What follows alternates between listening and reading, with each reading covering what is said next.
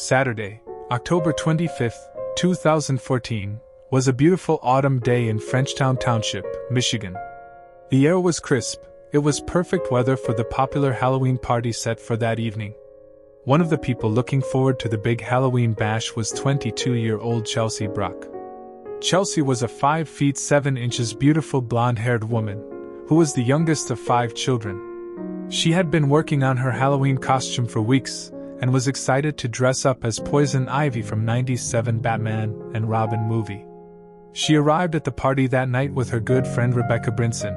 There was drinking and music and fun. Pictures of Chelsea and her friends that evening show them smiling and having a great time.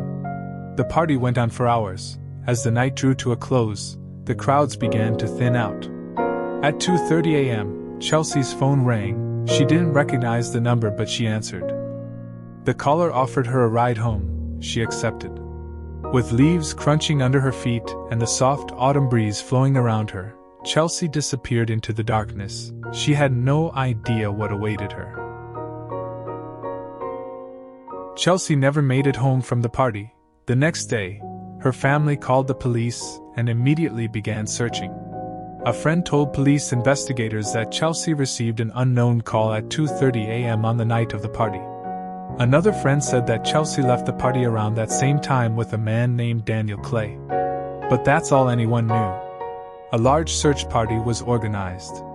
Volunteers scoured the expansive rural area where the party had been held. When they found nothing, they fanned out to an even larger area. Within 2 days, authorities coordinated a massive search operation with hundreds of volunteers and extensive media coverage. However, no clues were found.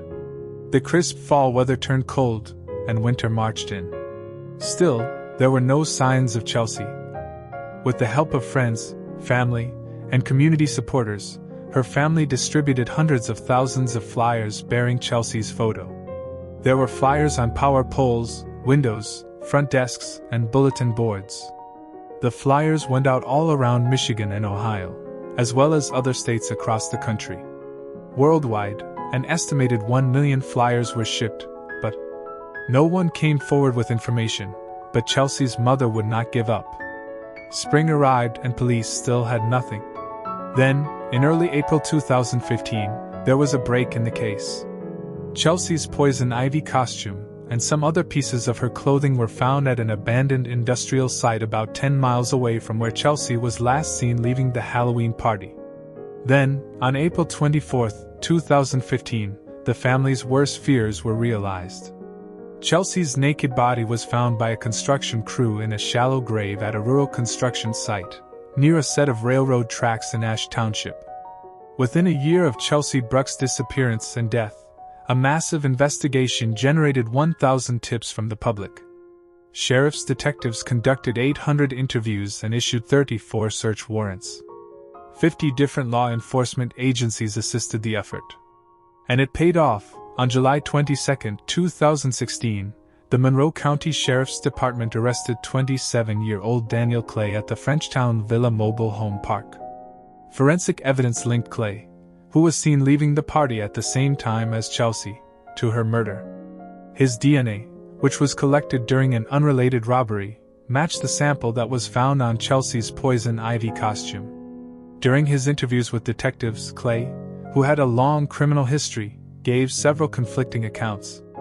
First, he said he gave Chelsea a ride and pulled over to the side of the road where they had rough consensual sex. He told police Chelsea asked him to slap and choke her. He claimed that he unalived her by accident and tried unsuccessfully to revive her using CPR. Instead of taking Chelsea to a hospital, he drove around for 40 minutes and then dumped her body in a heavily wooded area. Clay was arraigned on July 25 and requested no bond. 2 weeks later, he was arraigned on additional charges of first-degree home invasion and first-degree criminal sexual conduct from a separate incident involving the assault of a woman. The medical examiner confirmed that Chelsea died from blunt force trauma to the head. She had multiple fractures on her face, neck, jaw, and teeth.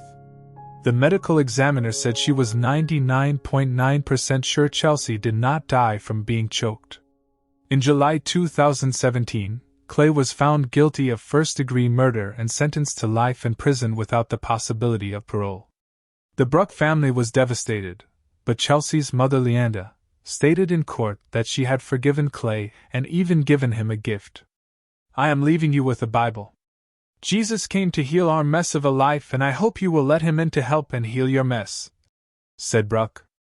Chelsea's murder affected all of Monroe County, especially the close-knit community of Frenchtown Township, for whom Halloween would never be the same.